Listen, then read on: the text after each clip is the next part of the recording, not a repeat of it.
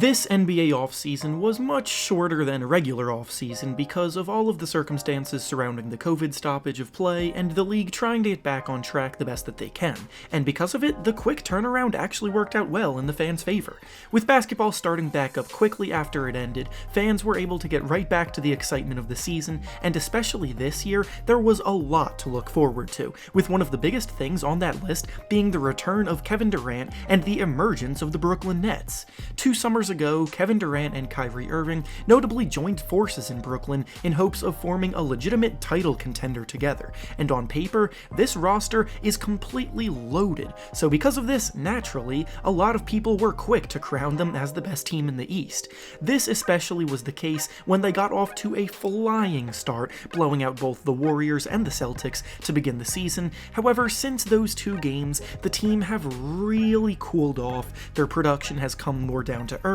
and some major flaws are starting to expose themselves. So for today's video, we will be discussing the reality of the Brooklyn Nets as a team, what they do well, where they struggle, and whether or not this is just an example of a team adjusting to playing together, or a reason to actually worry moving forward. Before we start though, it turns out about 68% of you watching right now aren't even subscribed to the channel, so please, if you enjoy the content, consider hitting the subscribe button, as not only does it help out a ton, but I would also very much appreciate it. Now with that being said, let's begin.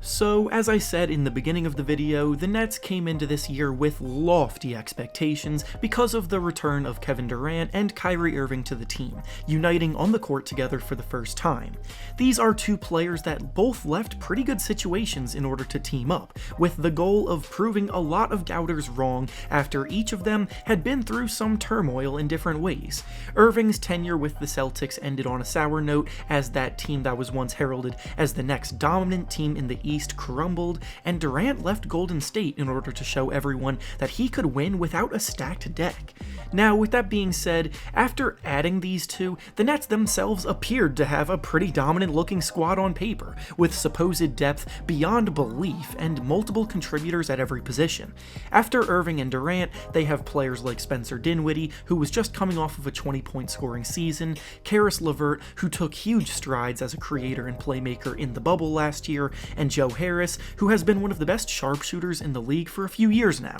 Then past that, they seemed to have good depth at the center spot with promising youngster Jarrett Allen and veteran DeAndre Jordan. They have solid wing depth with guys like Timothy Luwawu-Cabarrot, Landry Shamet, Jeff Green, and Taurean Prince, and overall, that's a nice 11-man rotation filled with contributors.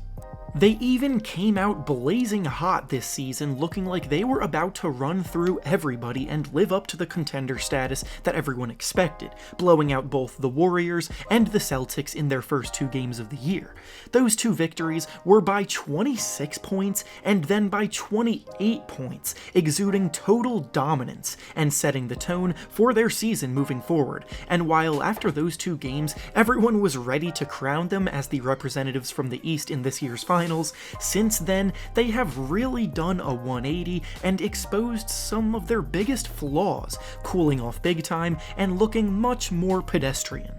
Since that dominant 2-0 start, they have lost 4 of their last 5 games, and the most worrying part is that they've lost to some pretty bad teams. Of their 4 losses, 3 of them have come against the Hornets, the Grizzlies in the game where Ja Morant got injured early on and didn't even play for most of it, and to the Wizards, who entered the game with a 1-5 record. The 4th loss came in one of their 2-game series against the Atlanta Hawks, in which they split those games 1-1. So now they're sitting here with a losing record of 3-4, and all of the question marks about them are once again flaring up. How could they go from looking so good to so mediocre in such a short span, and is this a sign of more bad things to come? Well, that's exactly what we're about to get into right now.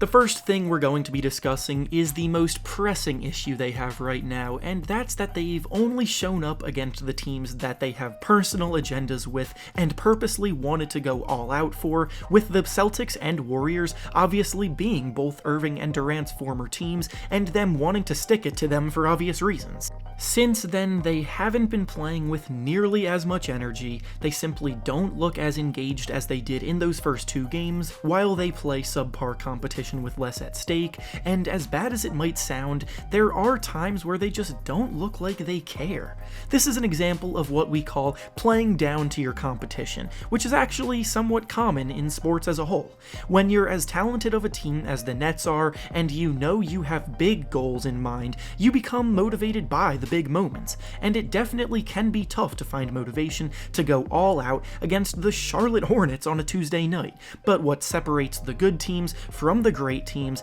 is that the great teams find that motivation and bring it night in and night out. Sometimes this can be attributed to leadership, and with a rookie head coach in Steve Nash, who is still adjusting to coaching at this level, that's definitely going to be a learning curve for him.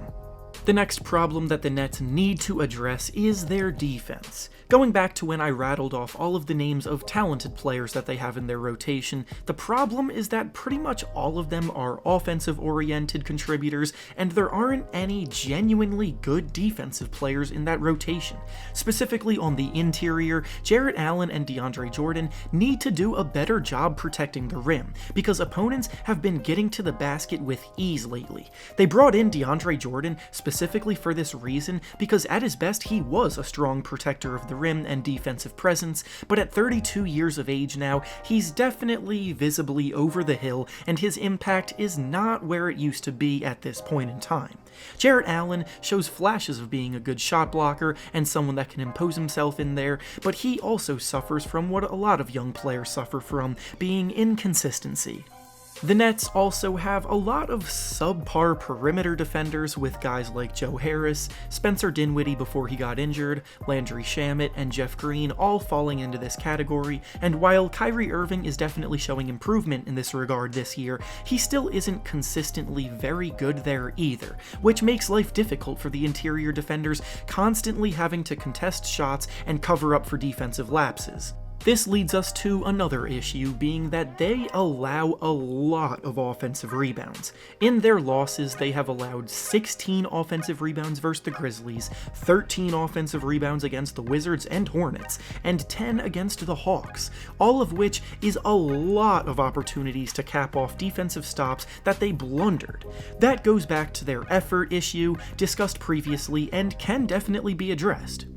Now, with all of this being said, I'm here to say that the sky is definitely not falling in Brooklyn, and they more than likely will be alright. Despite the issues regarding the eye test watching them play defense and how they can visibly look like they struggle in that regard, they still do rank as the 12th best defense in the league on a per-possession basis, which is actually above average. The problem, though, is that they play at a very fast pace, ranking 4th in the league in possessions per game, so with them playing so up-tempo, it also results in the other teams getting a lot of possessions per game as well, and then when you throw in the team's struggle regarding offensive rebounding, they allow their opponents to get so many extra possessions on top of that. The problems are solvable, and all of this could very well be an afterthought a couple weeks from now if the team rattles off a win streak, but it's definitely something to keep an eye on. You also have to keep in mind that they lost Spencer Dinwiddie to an injury, which certainly must have thrown things off a bit,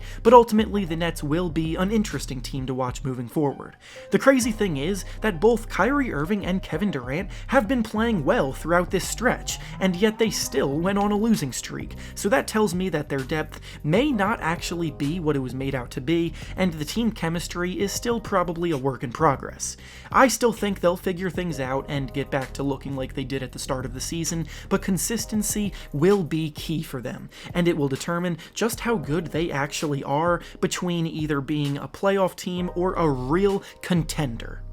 And with that being said, that's all I have for you today. Make sure to like the video, subscribe to the channel, and comment down below what you think about the Brooklyn Nets and their problems so far. Thanks for watching, and I'll see you all next time.